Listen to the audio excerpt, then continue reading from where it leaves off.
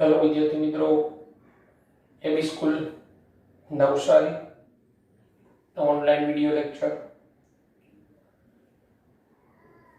આપણો આજનો lecture number 20 alcohol phenol ઇથરમાં. છેલ્લા આપણે 19 માં સ્વાધ્યાયના પ્રશ્નોએ અટકેલા સ્વાધ્યાયના, બરાબર. તો આજના લેક્ચરમાં એ સ્વાધ્યાયના ક્વેશ્ચનની ચર્ચા કરીશું. માનું છું કે તમે લેક્ચર નંબર 19 જોયો હશે, ત્યારબાદ લેક્ચર નંબર 20 માં સ્વાધ્યાયના પ્રશ્નોમાં આપણે છેલ્લે 11.8 સુધી જોયા હતા. 11.8 સુધી લેક્ચર નંબર 19 માં સ્વાધ્યાયના જોયા હતા. પહેલા આપણે એમાં ઇન્ટેક્સ ક્વેશ્ચન જોયા હતા, લખાણ સંબંધિત પ્રશ્નો, બરાબર છે. તો હવે આપણે 11.9 જોતા જાઓ. ટેક્સ્ટ બુક તમારી પાસે રાખવાની. 9 ક્યુમિનમાંથી ફિનોલ બનાવવાની પ્રક્રિયાનું સમીકરણ લખો. તો આ તમારે જાતે કરવાનું. ફિનોલની બનાવટમાં છેલ્લી બનાવટ ક્યુમિનમાંથી બનાવી હતી. સમીકરણ ટેક્સ્ટ બુકમાં જો લખી નાખવાનું. 11.10 ક્લોરોબેન્ઝીનમાંથી ફિનોલ. તો ક્લોરોબેન્ઝીનમાંથી ફિનોલ બનાવવાની પદ્ધતિ, ડાઉ પદ્ધતિ. ફિનોલની બનાવટની પહેલી બનાવટ જોવાની. ટેક્સ્ટ તમારી પાસે છે. 11.11 ઇથેનોલ મેળવવા માટે ઇથિનના જલીયકરણની ક્રિયાવિધિ લખો. તો ઇથેનોલ મેળવવા માટે ઇથેનોલ મેળવવા માટે ઇથિનના જલીયકરણની ક્રિયાવિધિ. તો આલ્કોહોલની બનાવટમાં એસિડ ઉદ્દીપકીય હાઇડ્રેશનમાં જે ક્રિયાવિધિ લખેલી ટેક્સ્ટ બુકમાં છે, આલ્કોહોલની બનાવટ એમાં એસિડ ઉદ્દીપકીય હાઇડ્રેશન દ્વારા, જેમાં તમે જોયું કાર્બોકેટાયન બનતો હતો માર્કોની મુજબ 3 સ્ટેપની ક્રિયાવિધિ ટેક્સ્ટ બુકમાં છે, ત્યાંથી લખવાની. 11.12 તમને બેન્ઝીન, સાંદ્ર H2SO4 અને NaOH આપેલા છે. આ પ્રક્રિયકોના ઉપયોગ દ્વારા ફિનોલ બનાવવાનું સમીકરણ લખો. તો આ પણ તમને લખાવેલું ફિનોલની બનાવટમાં, પણ અહીંયા દર્શાવું છું. 11.12 તમને શું આપવામાં આવેલું છે? બેન્ઝીન સાંદ્ર H2SO4. એટલે બેન્ઝીન ને સાંદ્ર H2SO4 વચ્ચે પ્રક્રિયા થાય એટલે આપને ખબર છે સલ્ફોનેશન થી બેન્ઝીન સલ્ફોનિક એસિડ બને, SO3H, બેન્ઝીન સલ્ફોનિક એસિડ. આ બેન્ઝીન સલ્ફોનિક એસિડ ની તો NaOH સાથે પ્રક્રિયા થાય, -NaHSO3 થાય અને અહીંયા -NaHSO3 થઈ આ બને તમારું સોડિયમ ફિનોક્સાઇડ. અને આ સોડિયમ ફિનોક્સાઇડ નું એસિડીકરણ કરો. એસિડીકરણ અહીંથી આવો -H+ મેળવે અને આ બને ફિનોલ. તો ફિનોલની બનાવટનું સમીકરણ તમને લખાવેલું છે ફિનોલની પ્રિપરેશનમાં. ઓકે, બેન્ઝીન સલ્ફોનિક એસિડમાંથી એ જોવાનું. ત્યારબાદ 11.3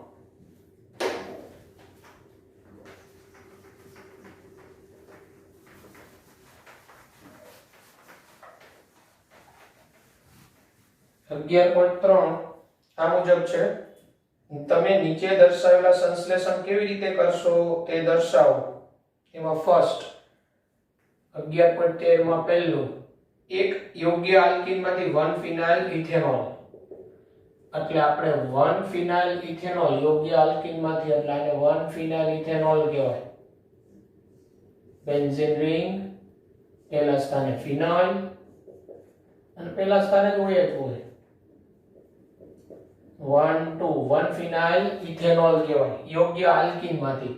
તો આલ્કીનનું એસિડ ઉદ્દીપક હાઇડ્રેશન, તો એનો અર્થ એવો કે અહીંયા OH જોડાણો, અહીંયા હાઇડ્રોજન જોડાણો. તે આલ્કીન તમારો શું હોય? Vinyl benzene. બેન્ઝીન ઉપર CH દ્વિબંધ CH2 એનું એસિડ ઉદ્દીપકીય હાઇડ્રેશન કરો તો OH અહીંયા જોડાય, H+ અહીંયા જોડાય માર્કોની મુજબ. એટલે આ તમને મળે 1 ફિનાઇલ ઇથેનોલ. તો તમારો જવાબ શું આવે? એ યોગ્ય આલ્કીન કયો હોય? તો વિનાઇલ બેન્ઝીન. તો એનું પ્રચલિત નામ શું છે? સ્ટાયરીન. સ્ટાયરીનમાંથી તમે બનાવી શકો. ત્યારબાદનો સેકન્ડ નંબરનો પ્રશ્ન છે, SN2 પ્રક્રિયા દ્વારા આલ્કાઇલ હેલાઇડના ઉપયોગથી સાયક્લોહેક્સાલ મિથેનોલ બનાવો. બરાબર, સાયક્લોહેક્સાલ મિથેનોલ. એટલે SN2 પ્રક્રિયા દ્વારા તમારે આ બનાવવાનો છે સાયક્લોહેક્સાઇલ મિથેનોલ, આને કહેવાય સાયક્લોહેક્સાઇલ મિથેનોલ. SN2 પ્રક્રિયા દ્વારા અહીંયા તમારે લેવું પડે સાયક્લોહેક્સાઇલ મિથાઇલ ક્લોરાઇડ, અહીંયા તમારે લેવું પડે જલીય KOH. તો SN2 પ્રક્રિયા દ્વારા Cl નું વિસ્થાપન OH વડે થાય -KCl, તો આ તમારે લેવું પડે, બરાબર છે. અને ક્લોરો સાયક્લોહેક્સાઇલ મિથેન પણ કહેવાય. નંબર 3, એક યોગ્ય આલ્કાઇલ હેલાઇડનો ઉપયોગથી pentane 1 all CH3 CH2 CH2 CH2 CH2 OH અને પેન્ટેન 1 ઓલ કહેવાય. યોગ્ય આલ્કાઇલ હેલાઇડ અહીંયા તમારે 1 ક્લોરોપેન્ટેન લેવું પડે, 1 ક્લોરોપેન્ટેન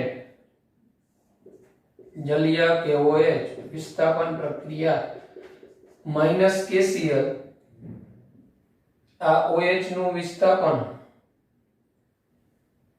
Cl નું વિસ્થાપન આ OH વડે થાય -KCl. અહીંયા તમે 1 ક્લોરોપેન્ટેન કે 1 આયોડોપેન્ટેન લઈ શકો. 1 આયોડોપેન્ટેન આનાથી નહીં ઝડપી પ્રક્રિયા આપે, બરાબર.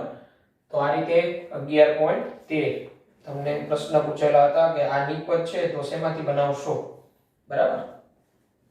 આગળ વધીએ.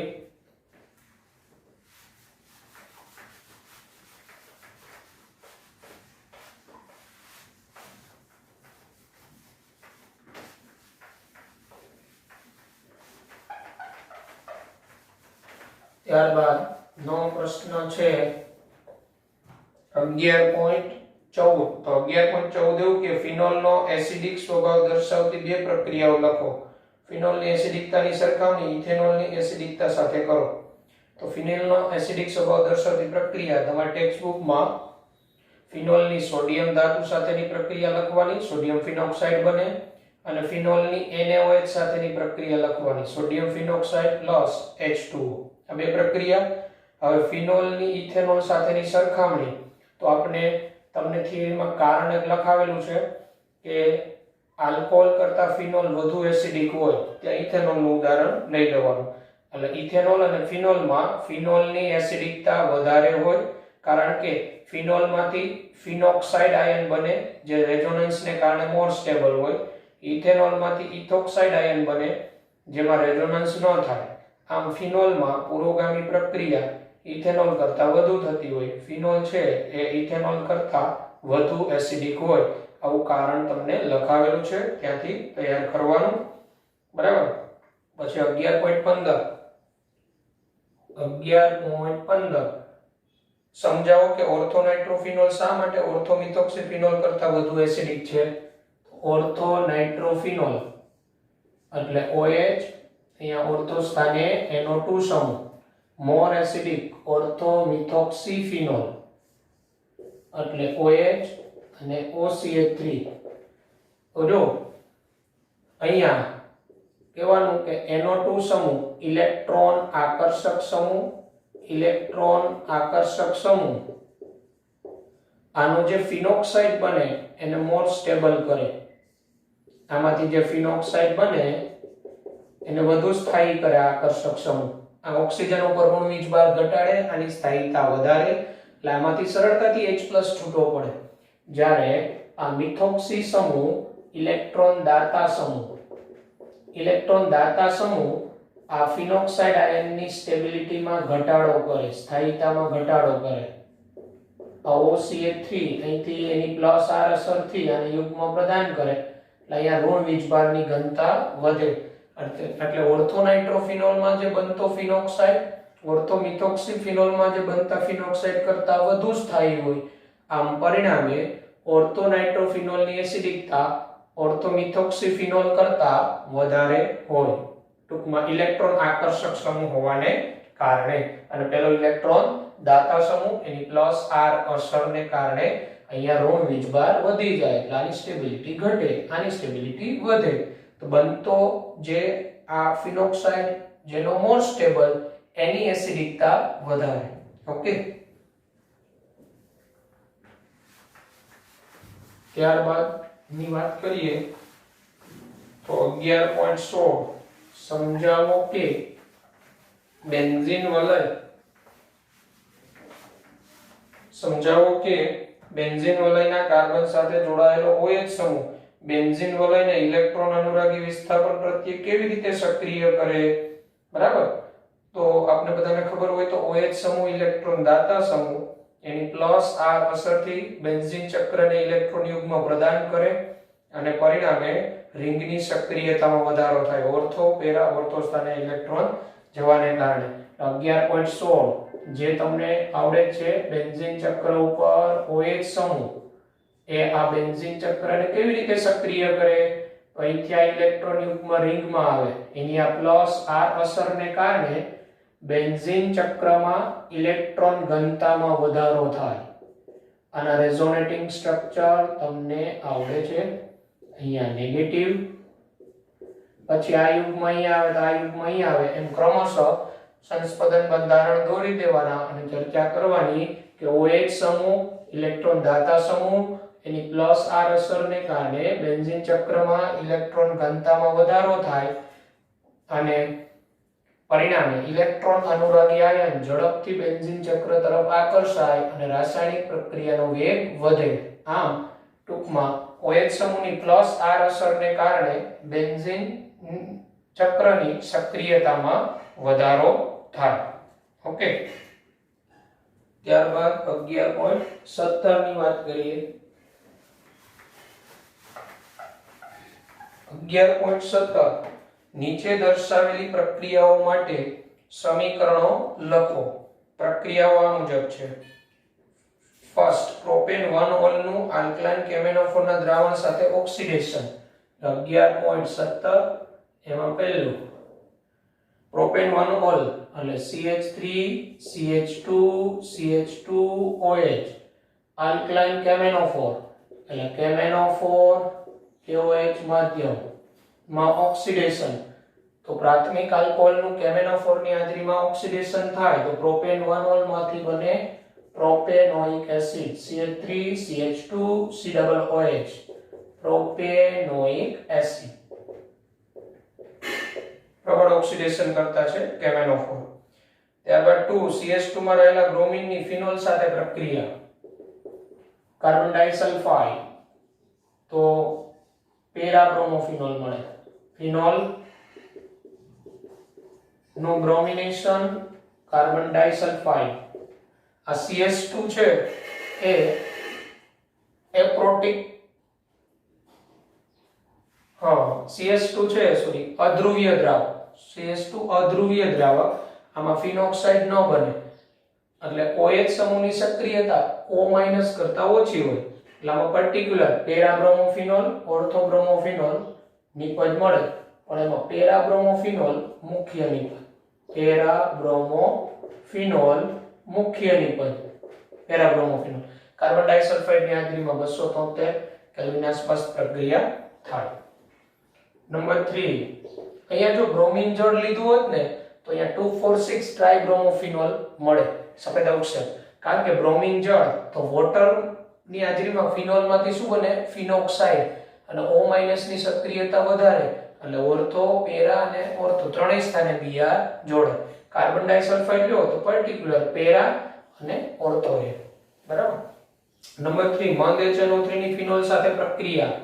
તો ફિનોલ ની મંદ HNO3 સાથે પ્રક્રિયા આપણે ભણી ગયા. ફિનોલ મંદ HNO3 સાથે ઓર્થો નાઇટ્રોફિનોલ પેરા નાઇટ્રોફિનોલ નું મિશ્રણ આપે. OH આ ortho nitrophenol plus para nitrophenol નું મિશ્રણ મળે. Para nitrophenol plus ortho nitrophenol. આનું પછી આગળ નાઇટ્રેશન કરતા હતા તો 2,4 ડાઇનાઇટ્રોફિનોલ અને આનું ડાયરેક્ટ સાંદ્ર HNO3 ધુમાયમાન વડે કરીએ તો પિક્રિક એસિડ મળે 2,4,6 ટ્રાઇનાઇટ્રોફિનોલ.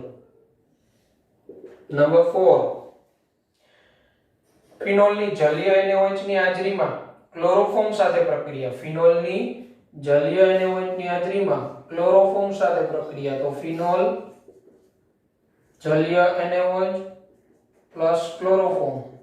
આ પ્રક્રિયા તમને ખબર હોય તો રીમન ટીમાન પ્રક્રિયા ભણી ગયા હતા. મિકેનિઝમ સાથે આપણે ભણી ગયા અહીંયા CHCl2 અહીંયા સોડિયમ ફિનોક્સાઇડ બની જાય કારણ કે અહીંયા NaOH લીધો ને સોડિયમ ફિનોક્સાઇડ અને પછી આની પ્રક્રિયા NaOH સાથે થતી હતી એટલે CHO બની જતો તો ONa CHO અને ત્યારબાદ આનું એસિડીકરણ કરો એટલે અહીંયા H આવી જાય સેલિસાલ્ડિહાઇડ બને ટૂંકમાં તમારે અહીંયા રીમર-ટીમર પ્રક્રિયાનું સમીકરણ લખવાનું છે તો આ હતો 11.17 નંબરના પ્રશ્નમાં તમારે સમીકરણ આપવાના હતા ઓકે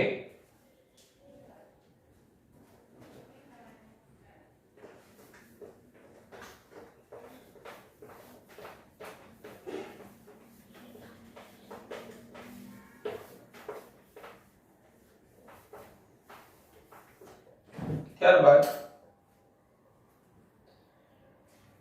11.18 તો 11.18 તમારા ટેક્સ્ટબુક માંથી લખી લેવાની નીચે દર્શાવેલને ઉદાહરણ સહિત સમજાવો કોલ્બે પ્રક્રિયા રીમર-ટીમર પ્રક્રિયા વિલિયમસન ઈથર સંશ્લેષણ અને ચોથું અસમિતીય ઈથર બરાબર અસમિતીય ઈથર ની પેલી HI સાથેની પ્રક્રિયા દર્શાવી દેવાની બરાબર આ પ્રક્રિયાઓ ટેક્સ્ટબુક માંથી લખીને કરવાની 11.19 ઇથેનોલના એસિડ નિર્જલીકરણથી ઇથિન મેળવવાની ક્રિયાવિધિ લખો ઇથેનોલના એસિડ નિર્જલીકરણથી ઇથિન મેળવવાની ક્રિયાવિધિ લખો તો આ પણ આપણે ભણી ગયા છીએ આલ્કોહોલનું નિર્જલીકરણ CO બંધ તૂટવાથી થતી પ્રક્રિયા 443 કેલ્વિન તાપમાને આલ્કીન બનતું હતું ઇથેનોલમાંથી આ પણ 3 સ્ટેપની પ્રક્રિયા ક્રિયાવિધિ ટેક્સ્ટબુકમાં આપેલી છે ત્યાંથી તૈયાર કરી નાખવાની ત્યારબાદ 11.20 તો 11.20 નીચે દર્શાવેલા પરિવર્તનો કેવી રીતે કરશો તો જો આપણે કન્વર્ઝન આપેલા છે પ્રોપીનમાંથી પ્રોપેન ટુ ઓલ તો આપણે કન્વર્ઝનમાં છે ને જે આપેલો હોય પ્રક્રિયા એનું બંધારણ આવડવું જોઈએ તો આપણે પ્રોપીન આપેલો છે પ્રોપીનમાંથી આપણે બનાવવાનું છે પ્રોપેન ટુ ઓલ આ પ્રોપેન ટુ ઓલ બનાવવાનો છે આપણે તો અહીંયા થયું શું એ વિચારો જોઈએ તો તમે જોશો તો આમાં ખાલી પાણીનો અણુ જ ઉમેરવાનો છે જો અહીંયા હાઇડ્રોજન એક વધી ગયો અહીંયા OH તો એનો અર્થ એવો થાય H2O એસિડ ઉદ્દીપક હાઇડ્રેશન કરવાનું છે H+ ઉદ્દીપકની હાજરીમાં માર્કોનિકો મુજબ આમાંથી વિદ્યુત ઋણ ઘટક અહીંયા જોડાય હાઇડ્રોજન અહીંયા જોડાય આ રીતે પ્રોપીનમાંથી પ્રોપેન ટુ ઓલ બને જો પ્રોપીનમાંથી પ્રોપેન 1 ઓલ બનાવવો હોય તો તમારે હાઇડ્રોબોરેશન ઓક્સિડેશન કરવું પડે નંબર 2 બેન્ઝાઇલ ક્લોરાઇડમાંથી બેન્ઝાઇલ આલ્કોહોલ તો બેન્ઝાઇલ ક્લોરાઇડ એટલે બેન્ઝીન ઉપર CH2Cl અને બેન્ઝાઇલ આલ્કોહોલ એટલે બેન્ઝીન ઉપર CH2OH તો અહીંયા તમારે Cl ની જગ્યાએ OH લઈ આવવો છે તો આનું જલીય KOH વડે વિસ્થાપન પ્રક્રિયા આ Cl નું વિસ્થાપન OH વડે થાય -KCl તો આ બેન્ઝાઇલ ક્લોરાઇડ માંથી બેન્ઝાઇલ આલ્કોહોલ બેન્ઝાઇલ ક્લોરાઇડ માંથી બેન્ઝાઇલ આલ્કોહોલ ત્યારબાદ નંબર 3 ઇથાઇલ મેગ્નેશિયમ ક્લોરાઇડ માંથી પ્રોપેન 1 ઓલ તો ઇથાઇલ મેગ્નેશિયમ ક્લોરાઇડ એટલે CH3CH2MgCl એમાંથી તમારે શું બનાવવાનું છે પ્રોપેન 1 ઓલ એટલે CH3CH2CH2OH તો અહીંયા જોવાનું એક ગ્રિગ્નાઇટ પ્રક્રિયક આપેલો છે અને અહીંયા પ્રાથમિક આલ્કોહોલ બને છે તો આપણે ભણી ગયા હતા આલ્ડીહાઇડમાં એક ફોર્માલ્ડીહાઇડ જ ગ્રિગ્નાઇટ સાથે પ્રાથમિક આલ્કોહોલ આપે અને અહીંયા બે કાર્બન છે ત્યાં કેટલા કાર્બન થયા 3 એટલે એક જ કાર્બનનો વધારો કરવાનો છે કીટોન સાથે પ્રક્રિયા ન આવે ફોર્માલ્ડીહાઇડ જ લેવું પડે એટલે H સીધી બંધ OH ફોર્માલ્ડીહાઇડ હવે આ કાર્બન આંશિક ઋણ અહીંયા આંશિક ધન તો અહીંથી અહીંયા યુગ્મ પ્રદાન થાય આ યુગ્મ અહીંયા આવે એટલે આપને આ મળે CH3 CH2 અહીંથી જોડાઈ જાય CH2 આ O- MgCl અને પછી આનું જળ વિભાજન કરો H2O એસિડિક માધ્યમ, તો આ O માઈનસ આમાંથી H પ્લસ મેળવે અને દૂર શું થાય MgOHCl પ્રોપેનોલ. તો આ રીતે ઇથાઇલ મેગ્નેશિયમ ક્લોરાઇડ ની ફોર્માલ્ડિહાઇડ સાથેની પ્રક્રિયાથી પ્રોપેનોલ બને. કઈ રીતે ખબર પડી? તો અહીંયા તો પ્રાથમિક આલ્કોહોલ બન્યો અને એક જ કાર્બનનો વધારો થયો, તો આલ્ડિહાઇડમાં એક ફોર્માલ્ડિહાઇડ પ્રાથમિક આલ્કોહોલ આપે, બાકીના બધા આલ્ડિહાઇડ ગ્રીગનાઇટ સાથે દ્વિતીયક આલ્કોહોલ આપે અને કીટોન બધા ગ્રીગનાઇટ પ્રક્રિયક સાથે તૃતીયક આલ્કોહોલ બનાવે. ઓકે, તો આ થયો આપણો 11.20. ત્યારબાદનો આપણો પ્રશ્ન આવે છે 11.21. એમાં વપરાતા પ્રક્રિયકોના નામ લખવાના છે. બરાબર, 11.21 એમાં નીચે દર્શાવેલી પ્રક્રિયાઓમાં વપરાતા પ્રક્રિયકોના નામ જણાવો. તો એમાં પેલું પ્રાથમિક આલ્કોહોલનું કાર્બોક્સિલિક એસિડમાં ઓક્સિડેશન. તો પ્રાથમિક આલ્કોહોલનું કાર્બોક્સિલિક એસિડમાં આ પ્રાથમિકનું RCOH માં ઓક્સિડેશન કરવું હોય, કયા કયા ઓક્સિડેશન કરતા વપરાય? તો જો KMnO4 એસિડિક અથવા બેઝિક માધ્યમ, પછી તમે ત્યાં ઉપયોગ કરી શકો K2Cr2O7 એસિડિક માધ્યમ અથવા Na2Cr2O7 એસિડિક માધ્યમ. આનો ઉપયોગ થાય ટેક્સ્ટ બુક મુજબના ઓક્સિડેશન કરતા આપીએ તો. આ સિવાયને ઘણા છે. બીજું, પ્રાથમિક આલ્કોહોલનું આલ્ડિહાઇડમાં ઓક્સિડેશન. તો પ્રાથમિક આલ્કોહોલમાંથી તમારે અહીંયા આલ્ડિહાઇડ બનાવવું હોય RCHO, તો અહીંયા નિર્જળ CrO3 લેવું પડે, ક્રોમિયમ ટ્રાયોક્સાઇડ, અથવા PCC પેરિડિનિયમ ક્લોરોક્રોમેટ, બરાબર, અથવા PDC પેરિડિનિયમ ડાઇક્રોમેટ. તો આ બધા પ્રાથમિક આલ્કોહોલનું આલ્ડિહાઇડમાં રૂપાંતર કરે. આ સિવાયના વધારાના ઓક્સિડેશન કરતા તમારી પાસે કોષ્ટક છે, ત્યાંથી જોઈ શકો. નંબર 3, ફિનોલનું 2,4,6 ટ્રાઇબ્રોમોફિનોલમાં બ્રોમિનેશન. તો ફિનોલનું 2,4,6 ટ્રાઇબ્રોમોફિનોલ માં રૂપાંતર કરવું હોય તો 3 મોલ Br2 જળનો ઉપયોગ થાય. બ્રોમિન જળ એટલે તમારો પ્રક્રિયા કઈ આવે? બ્રોમિન જળ. બેન્ઝાઇલ આલ્કોહોલમાંથી બેન્ઝોઇક એસિડ. તો પાછું આલ્કોહોલ પ્રાથમિકમાંથી એસિડ આવ્યું, આ CH2OH માંથી COOH રિંગ ઉપર, જેને બેન્ઝોઇક એસિડ કહેવાય, આ બનાવવું હોય તો આ જ ઓક્સિડેશન કરતા વપરાય. KMnO4 એસિડિક અથવા બેઝિક માધ્યમ અથવા K2Cr2O7 એસિડિક માધ્યમ નો ઉપયોગ થાય. ત્યારબાદ નંબર 5, પ્રોપેન-2-ઓલ નું પ્રોપીનમાં નિર્જલીકરણ.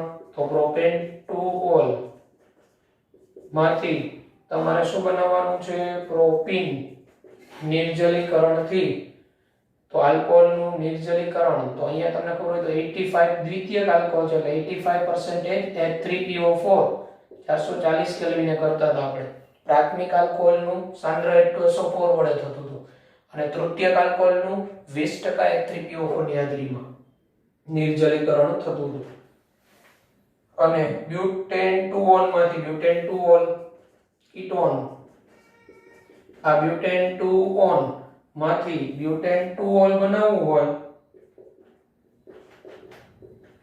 2-ઓલ, તો જો અહીંયા રિડક્શન થયું, અહીંયા તમે સોડિયમ બોરોહાઇડ્રાઇડ લઈ શકો અથવા લિથિયમ એલ્યુમિનિયમ હાઇડ્રાઇડ લઈ શકો અથવા ધાતુ H2 લઈ શકો, પ્લેટિનમ H2, પેલેડિયમ H2. આમાંથી કોઈ પણ રિડક્શન કરતા લ્યો, કીટોનનું રૂપાંતરણ આલ્કોહોલમાં થાય, દ્વિતીયક આલ્કોહોલમાં. તો આ પ્રશ્નમાં જે આપને પ્રક્રિયા જે પ્રક્રિયકોના નામ કીધા હતા એ આ પ્રક્રિયકોના નામ, આનો ઉપયોગ થાય. ઓકે.